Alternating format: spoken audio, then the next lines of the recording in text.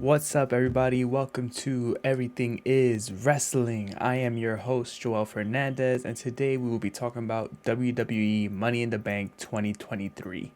This event took place this past weekend in London, England, and it was a heck of an atmosphere. The crowd was hot, the whole show, and they put on a heck of a show for the London crowd. So I want to get off and just start off right away. Just go up with a recap of what happened, and I'll let you know my thoughts as we go on. So the show started off hot with the Money in the Bank for the men's.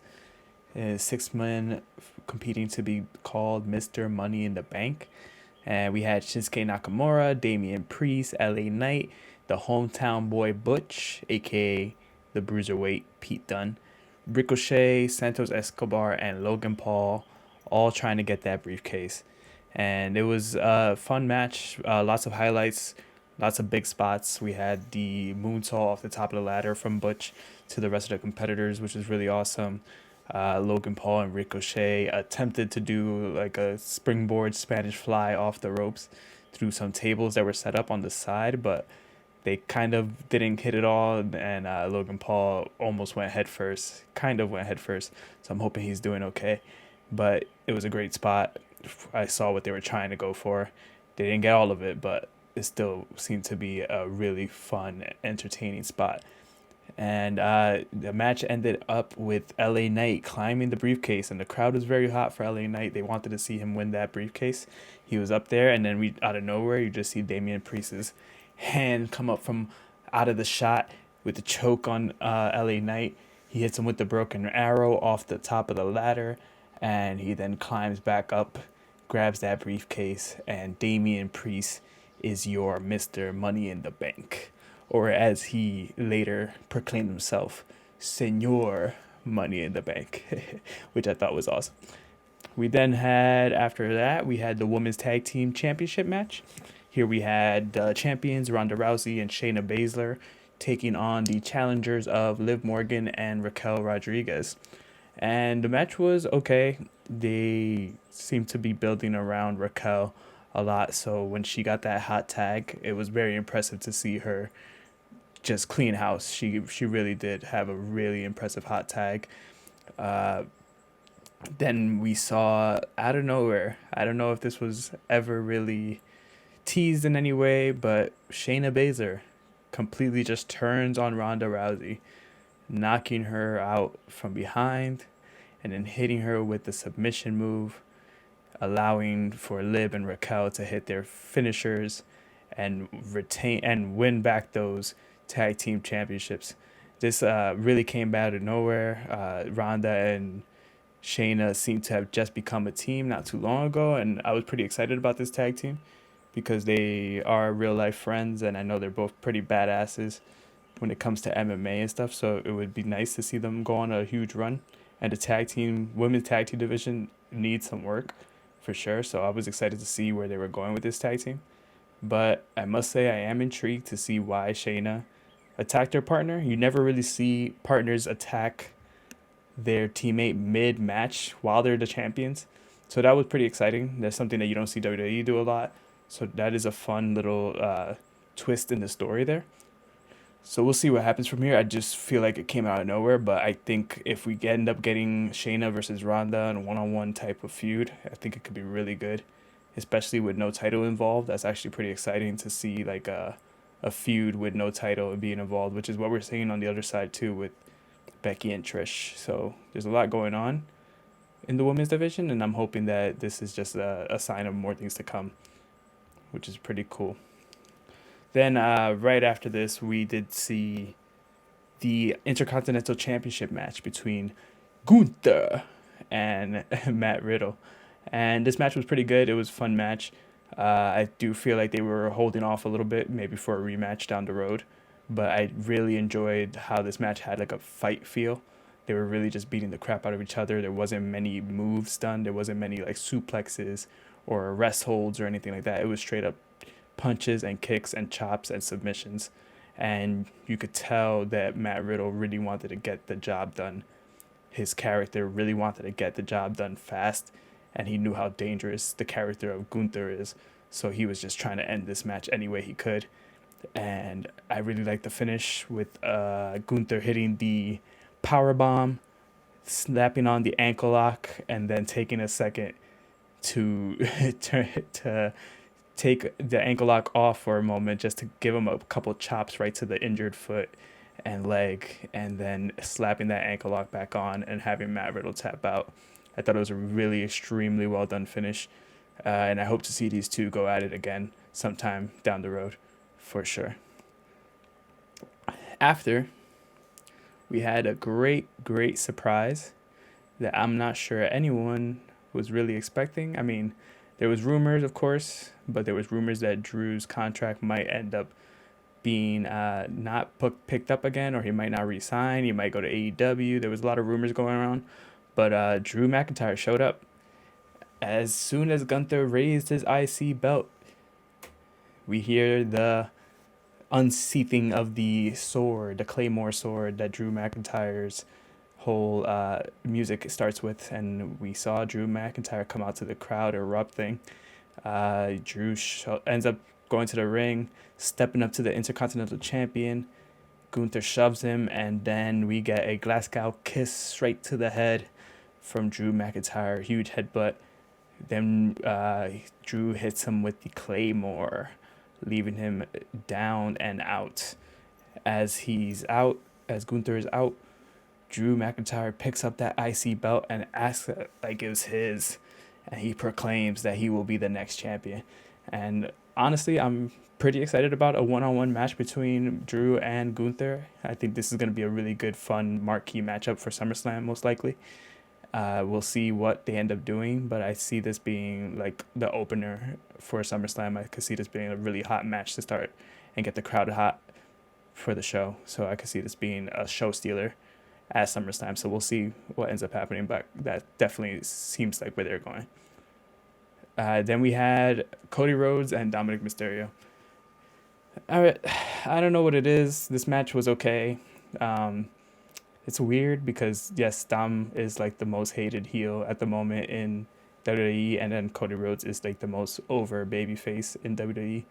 So obviously the crowd was hot for this, and Dom got booed out the building, and Cody got cheered out the building. But I just feel like there's not much going on here with this storyline. It just feels very like filler, which I guess is the point of it, because Brock is obviously still waiting on the horizon for that Cody match, and we know that it's going to be Cody Brock most likely at SummerSlam with some type of stipulation involved.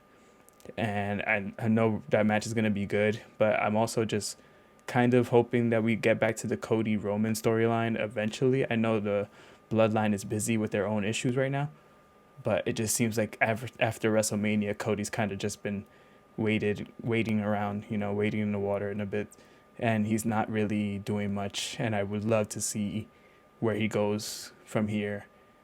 After Brock, most likely at SummerSlam, we'll see what happens.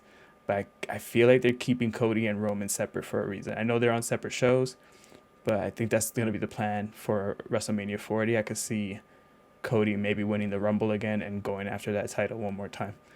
So we'll see what happens. But for now, Cody and Dom put on an okay match. Rhea interfered a couple times, of course. We all knew that was going to happen. But Cody was able to hit the Cody Cutter and then the Crossroads to secure the victory. And that was pretty much it. It was a very smooth, simple match. Nothing crazy, nothing to write home about. But it was good for what it was. And then after this, we have our second surprise of the night. That's right. John Cena's music hit out of nowhere. No one was expecting this. It was an awesome moment for the live crowd. Very, very exciting to see what John Cena was there to say. And he came out and he pandered to the crowd a bunch. He told them how great of a crowd they were and all these things. And then he ended up saying that the UK, London, deserves a WrestleMania. And we shall be seeing one soon, basically, is what he was saying. This prompted Grayson Waller to come out. And Grayson Waller came out and then started his claims for WrestleMania in Australia, claiming that it makes more sense and it would be a better show and they deserve it more than the London crowd. He then asks John Cena if he would like to main event that WrestleMania Australia, being on the Grayson Waller Effect talk show.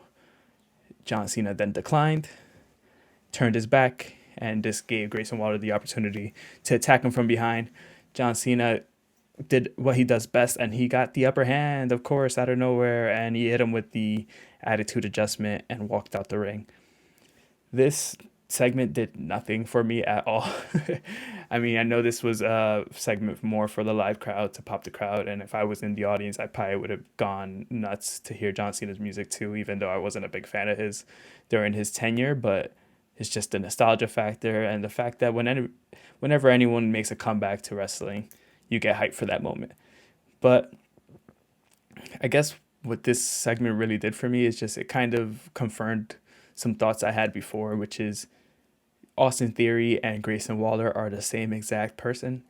They're the same exact character, and even WWE thinks so. And they're both being molded in the same exact way.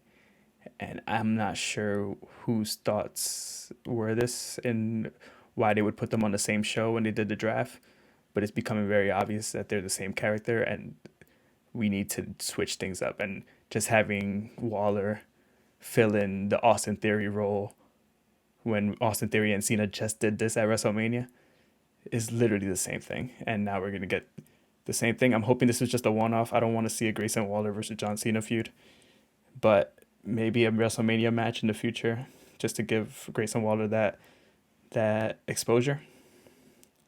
But I think I'm over the whole John Cena coming in, beating up the most annoying heel, and then walking away and something. I don't get what's supposed to happen from that. It just makes these characters not believable because they're getting beat by someone who hasn't wrestled in years very easily. And I guess that's just the way WWE does things, but in my opinion, it does nothing for these characters that you're trying to build. And it upsets me because Grayson Waller is a supremely underutilized talent. He was really good at NXT. I'm sure he's going to get his big stage in the main event roster. I know he's injured right now, but I don't want his first feud to be with legendary John Cena, who doesn't actually compete in feuds or matches. He just shows up once in a while to berate you and then maybe puts you over, but nah, I think we could do more. But that's what that segment was. And right after this, we had what I think was match of the night. I would say this between this and the Gunther Matt Riddle match. This match was the Women's Money in the Bank ladder match. Hell of a match. These ladies put on a show throughout the whole match. It was nonstop action. We had Zelina Vega, Becky Lynch, Zoe Starks, Bayley, Io Sky, and Trish Stratus. And we had a hell of a match, like I said. There was so many great spots. I loved watching Zelina hit the code red onto Starks, onto the ladder bridge that they set up. Wade Barrett shouting out Amazing Red for creating the move, which was really cool. Io hitting that moonsault off the top of the ladder, which just goes to show that Io has been hitting these high spots since NXT, jumping off of cages, ladders, anything she needs to do, she's willing to do, and I think she deserves all of the success that is coming her way. We also had this really dope spot where a ladder bridge was set up with the announcer table and the ring apron spot, and then we had Becky Lynch hit the manhandle slam off the announce table onto Trish Stratus on that ladder, and that was really cool. It reminded me of something that like The Rock would do back in the day in like a hardcore match against Mankind or something like that. And it was a really cool spot to see the women getting these spots that I feel like are very like attitude era type spots is awesome to see. And the women, they killed it. They killed this match. The ending sequence was awesome when we saw Io climbing the ladder and she was about to reach the briefcase. Bayley pushes the ladder over from her, like from the floor of the ring, and you could just see like she didn't want to do it, but she had to because Bayley wants to win the match. So does Io. Damage control, this dissension that they've been teasing us for a while now. Bayley then climbs the ladder, Becky Lynch comes out of nowhere. We see this cool image of Becky and Bayley on the ladder going at it. And it's such an awesome moment because these are two of the four horsewomen, two former friends, and now they're going at it. And all of a sudden, you see a really good spot earlier in the match. Zoe Starks and Trish Stratus brought out some handcuffs to handcuff Becky Lynch.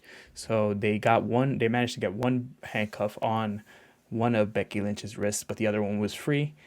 Io Sky, being the genius that she is, not only the genius of the skies, she's also the genius of wrestling, period, obviously, because she then saw that Becky Lynch had this one extra handcuff basically hanging. So she grabbed Becky's arm, handcuffed it to Bayley's arm in between the ladder rungs. So they were no longer able to climb up the ladder. They were stuck in wherever they were. And then we saw Io climb over and on top of Bayley basically to reach that briefcase and become Miss Money in the Bank. Really clever ending. Really proud of like how it all came out. It was an awesome match to watch. So proud of all these women for everything they've been able to do. This was Trish Stratus' first ladder match ever, which is wild. And she took a huge fall off of one of the ladders, actually, just like straight up landed right on her keister when she jumped off. And it did not look like it felt good at all. So huge shout out to all these women putting their bodies on the line, as well as the men for the Money in the Bank ladder match for the men's side as well. Gotta stop taking for granted all these things that these athletes do for us on a weekly basis. It's nuts. Next up, after this, we did have the World Heavyweight Championship match between Seth Rollins and the challenger Finn Balor. And the story here was that Finn faced Seth 7 years ago to be crowned the first ever Universal Champion. And Balor won that match, but he had to give up that championship due to an injury that he sustained in that match with Seth. So this is 7 years of Finn basically boiling in his anger and just ready to get his revenge on Seth Rollins. And I really like that story going into this match. Finn had attacked Seth a couple times prior to this match because of that anger boiling over. He is now part of the Judgment Day. He's in this heel faction. So, he doesn't play around. He wants to get the upper hand at all times. So he had been attacking Seth a couple times before this. He even attacked him in NXT when Seth went down to face Braun Breaker. So he had all these different times where he had the upper hand in this feud. So when this match started, of course, it was Finn attacking those injured ribs. And that was kind of the story of the match, just attacking those ribs, getting him set up for the coup de grace, which, is a stomp that lands right on the midsection of the opponent. So yes, that would be a great strategy from Finn Balor, the character. He's ready to do what it takes to get that World Heavyweight Championship off of Seth Rollins. Towards the end of the match, the new Senior Money in the Bank, Damian Priest, ends up coming down to ringside, briefcase in hand, and he is then chilling on the ringside, waiting for his chance to maybe cash in. We're all wondering what's going to happen. There's a really cool spot where Finn Balor hits coup de grace on Seth Rollins on the floor off the announcer table. He just stomps on him. Then as he's laying there on the floor, Finn Balor does a running foot stomp off of the steel steps, which is a really cool spot. Seth Rollins is just laying there in pain. You see Finn Balor running behind the steel steps, jumping onto the steps, and then jumping right off the steps in a coup de grace right into Seth Rollins' ribs. Then we see Finn Balor throw Seth Rollins back into the ring, and as he goes for the coup de grace off the top rope, Damian Priest stands up, and Finn Balor gives him a look like, bruh, what are you doing right now? And Damian Priest is just standing, and that distracts Finn Balor enough for that momentary second that he's ready to hit that coup de grace. This allows Seth Rollins to roll out of the way of the finisher, and then he hits the curb stomp and gets that 1, 2, 3 on Finn Balor. And we see at the end of this, Damian Priest and Finn Balor arguing. Finn asking him, what are you doing? And Damian Priest just saying, no, I wanted you to win. I wanted you, like things like that. And we see that this is probably where we're going to go with this story going forward. We're going to keep seeing these moments where Damian Priest could cash in at any moment. Finn Balor still seems to be the number one contender, in my opinion, for this World Heavyweight Championship. There's not many other competitors on Raw that I could see going for that belt. So I think what we're going to end up seeing at SummerSlam is probably a rematch here between Finn and Seth, but with Damian Priest looming in the background, and we're not going to know whose side he's on, who he might cash in on. He might cash in on Finn. I think that's going to be the story going forward. So we'll see. I could see that definitely being a SummerSlam match, though. Finn versus Seth seems like a big time match. Who else would you put on that card against Seth? There's not really much, with Cody being busy with Brock. And then, yeah, there's not really anyone else that you could put as a challenger against Seth from the Raw side of things, especially now that Drew is going after the IC belt. It seems like we're going to go towards Finn versus Seth one more time. And I think this match kind of, you could tell that they were holding off a little bit. I think there's a whole nother level that these two guys could compete in. And I think we're going to get that at SummerSlam for sure. Then we had the main event, the one we've all been waiting for, finally, the Bloodline Civil War. And this was awesome. Like, the way that they made this, like, very cinematic. They showed, like, a replay, recapping all the storyline beats from, like, 3 years ago to now. Just showing everything with the main, like, storyline of Jay and Roman, like from the beginning, how Roman treated him like crap from the beginning, and finally Jay had to fall in line and all these things. And it was really fun. It was a good match. I really loved how this started off, the stare down between the Usos and Roman and Solo. You could just tell there was so much emotion. Like, Jay Uso is just barking. He won't, like, stop. He won't shut up. He's just going in during the introductions, and Roman is just stoic, just like not even like paying attention to what Jay is saying.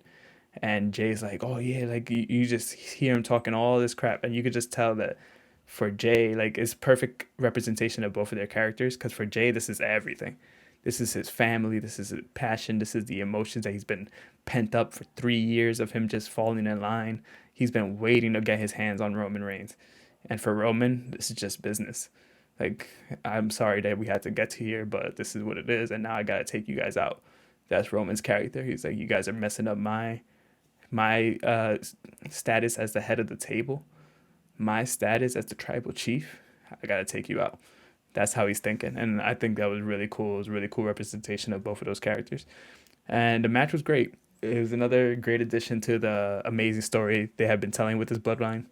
It's one of the greatest stories of WWE history, wrestling history, and we finally saw the tribal chief get pinned, which is crazy. First time in over 3 years that we see the tribal chief Roman Reigns get pinned, and of course it was a tag team action, but still we saw Jey Uso get the 3 count on Roman Reigns, and I think that's where we're going to be going towards heading into SummerSlam. We might see a singles match of Jey Uso versus Roman Reigns. I'm pretty sure that's where we're going to head towards, since Jey Uso got that victory over Roman. But yeah, there was some really good spots in this match. The Samoan spike and spear combo, that needs to be in the next WWE 2K game. I want that as a tag team finisher, because that was such a cool spot. Samoan spike and spear at the same time. Awesome spot. They ended up doing the Solo ended up dragging the Usos on top of each other so Roman could do the stacking pin, and then both Usos kicked out at 2.5, 2.9, whatever you want to say. And it was a great spot. And the really cool thing about this spot that I'm not seeing a lot of people talk about online is, once Roman did that and pinned them and the Usos kicked out, you saw Roman was like in disbelief, shaking his head and his hands. He didn't know what to do next.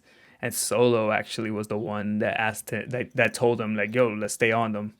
And Solo started beating up the Usos again, which was kind of cool to see, because Roman had to like shake out of it a little bit. And it's like a nice little story beat to show that Solo was able to continue with the task and Roman was the one that was in disbelief. It kind of shows that Solo knows that there's a mission and he needs to accomplish it. He's not going to let his emotions get in the way at all. But Roman might be a little more emotionally attached to this family and what the bloodline means to him. But I think what we're seeing is a little transition of who might be the future tribal chief, and that might be Solo Sikoa, because Solo was able to just get the job done. At least he was trying to, no matter what. The ending was we saw Solo set up the announce table to do a splash through it. Last second, Jimmy Uso moved out of the way, so Solo ended up going through the table himself. We then saw the Usos take full advantage and just put a blitz of offense on Roman. Really good spots, double super kicks, splash, the 1D, all that stuff. Then Jay gets the splash and the win. 1, 2, 3. The crowd was red hot for this the whole time. Great match. Some really good fun chants towards Roman. If you hate Romans, stand up was one of the crowd chants I saw, and it was cool because Roman then sat down on the apron. He's like, "I don't hate Roman." Meanwhile, of course, he doesn't hate Roman. He is Roman, but it was really fun. The crowd made it feel like a big fight, filled with emotions the whole time. Awesome. And I'm really excited to see what happens next. I think we're gonna see Roman versus Jay, like I said before. I think that's going to be the SummerSlam main event, most likely. Have Jimmy in Jay's corner and Solo in Roman's corner. But I think we're also going to be seeing some dissension between Solo and Roman, because Roman might say, like, hey, where were you? Why weren't you there to break up the pin? I was getting beat up. You were nowhere to be found. There's a lot that could happen. So I can see that being something that we see going forward. And this storyline is probably going to hold us off until probably next WrestleMania, if you think about it, because they could do Roman versus Jay SummerSlam. Then we might see something like Jimmy getting upset that he didn't get a title shot because he was also part of that victory. So maybe Jimmy gets a title shot versus Roman. We might see some dissension between Jimmy and Jay. We might see a fatal four-way between all 4 Bloodline members. There's a lot that could happen with this story, which is really cool. And we still haven't even got the involvement of the elders like Rikishi and Sika and all these other guys, Alpha. Like, there's so many members of the Anoa'i family that could show up that this could really be the big storyline going even into WrestleMania 40 if we don't get that Cody Roman rematch. And we don't know, never know if The Rock shows up, because we are having WrestleMania in WrestleMania 40, which is a huge number, big round number. You know, they want to do something special for that. And it's going to be in Philly and Philadelphia. And The Rock does have ties to Philadelphia. I believe he went to high school in Philadelphia for a couple of years. He had a little bit of an upbringing in Philadelphia. I'm not sure how close he feels to Philadelphia anymore, but it would be pretty cool to see The Rock show up at WrestleMania 40, maybe to challenge Roman after the main event, or maybe that's your main event right there, Rock versus Roman for the Tribal Chief, head of the table title. There's a lot of things they could do. They could even do something where Roman doesn't need the belt anymore, and we could still have Roman versus The Rock for that head of the table Tribal Chief title. But that's a long ways from now. For now, I think what we're going to see at SummerSlam is going to be Roman Reigns versus Jey Uso. But yeah, overall, the Money in the Bank show was awesome. It was a great card. Every match delivered. The London crowd made everything seem really epic. And it's just a really fun time whenever they get to do these international shows. And I wish I was there, honestly. It seemed like it was a blast. But I think going forward, if I could just give some quick predictions on where I see WWE heading after this, I think for SummerSlam, we're definitely going to see some version of Cody versus Brock for their trilogy to end. I think some type of stipulation match. I'm hoping something. I don't know. I feel like WWE is weird when it comes to using blood, but I feel like they also give Brock a lot of leeway when it comes to using blood. So I could see something bloody, like maybe a dog collar match, because I know Cody had some really good dog collar matches in AEW. So I could see Cody versus Brock in a dog collar match. That could be really intense and fun, but they would need blood for that. You can't have a dog collar match without blood. So we'll see what happens with that. I think we're going to see Roman versus Jay as the main event probably at SummerSlam, which will be really cool. Main event, Jey Uso back versus Roman Reigns. This time the whole family is there. It's not just Jay by himself. This time the crowd is there. because as we know, their first feud when the Tribal Chief character first started, it was all in the pandemic era. So we got those great matches between Roman and Jay, but they were able to really use character work during those matches with the no crowd sound. So we'll see how they go in the front of a huge crowd like SummerSlam in Detroit. We'll see how it goes, but I think we could definitely see some form of Roman versus Jay. And then I think for sure we're getting Drew versus Gunther. Drew and Gunther will be going for the IC title, and like I said earlier, I think that's a show stealer, potential show stealer, and I could see that being like the first match at SummerSlam to get the crowd really hot. And yeah, then from then on, I guess a little murky when it comes to like the rest of the card, but I could see Seth and Finn probably doing some type of thing because I think that match isn't over, that story isn't over. Finn kind of had that match won if it wasn't for the Damian Priest distraction. So I think we could see Finn versus Seth happening again soon. Then we have from the other championships, we don't really have much story going on. Uh, I like that Io is the briefcase winner now, so we'll see what title she goes after. SmackDown side of things for the women, we have the Charlotte, Asuka, Bianca story happening, which I think will end up being a triple threat at SummerSlam most likely. And actually would be pretty cool to see that match of Asuka, Charlotte, Bianca in a triple threat. I think they could. That's another potential show stealer, honestly. And we could have that looming Io in the background with the briefcase cashing in after a triple threat match. Sounds like a great opportunity. And we also have Bayley hanging out besides her, not too far away. So we can see what happens with that. And then from the Raw side of things, we have Rhea. She's not really doing much when it comes to the women's division. She's feuding with Natty at the moment, but I don't see that going all the way to SummerSlam. So I don't know where that could go. We've had some teases for Becky, but Becky still seems to be finishing up her story with Zoe and Trish. So I don't know exactly where we're gonna see with the Rhea Women's title, Rhea, the Raw Women's World Heavyweight Championship, whatever it's called. Yeah, I think that's the name of it. And Rhea, we'll see where she goes with that. But I think we're gonna most likely see some form of Rhea versus either Becky or maybe something like Rhea versus Becky and Trish. Might be something like that, but I don't see where they could go to that so soon. So we'll see what happens.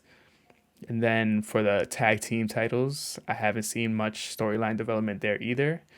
Maybe we'll see some type of multi-tag team match between Sami Zayn, Kevin Owens, Imperium, Pretty Deadly, and throw in another team there. Maybe American Alpha, American Academy, American Alpha, Alpha Academy, whatever they're called. So I can't see anything Street Profits too.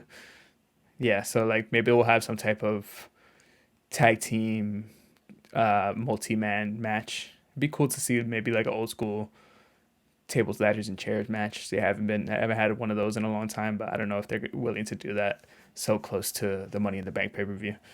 So we'll see what happens with that. And then the women's tag team division, I have no idea where they're gonna go from here. We did hear later on in the press conference that the women's tag team championships can be defended on all three shows. So that means Raw, NXT, and SmackDown now. So that's exciting. We'll probably see Liv and Raquel go make the trip to NXT and defend those belts with some teams down there, which is cool.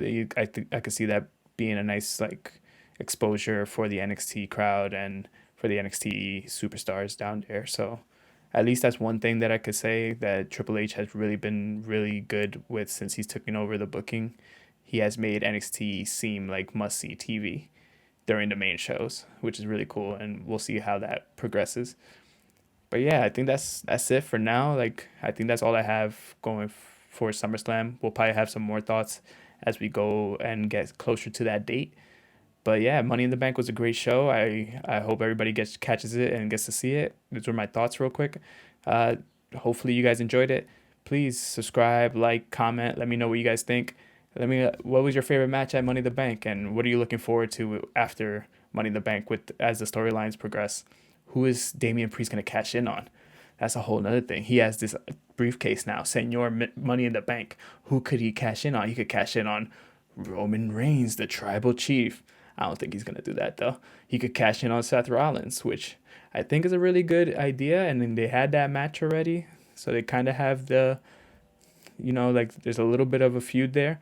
But I think my favorite scenario would be if Damian Priest cashed in on Gunther right after he becomes the longest reigning Intercontinental Champion of all time, which I think is soon. Once he beats Honky Tonk Man's record, I think it would be really sick for Damian Priest to cash in on him, and he could talk about the reason why he's cashing in on him was because reality in real life, his favorite wrestler growing up was Scott Hall, the bad guy, Razor Ramon. And Razor Ramon made that Intercontinental Championship famous in those ladder matches against Shawn Michaels and all these. So he wants that belt. Damian Priest cashes in on Gunther, becomes the new Intercontinental Champion, and now we have this division of hosses, big, meaty men slapping meat. And it'll be Gunther, Damian Priest, Drew McIntyre. Let's get Sheamus over there somehow. Let's get T-Bar, Dijak. Let's get him in that division somehow, and just have this division of super athletes that are all giants and could beat the crap out of each other, and put that on TV every week. And that's it. Do it. I expect my check in the mail, WWE. But yeah, no, honestly, that's what I'm hoping, but we don't know. We'll see what happens with the briefcase going forward. Let me know what you guys think about my thoughts, my ideas. Let me know if you think they're trash, you think they're good.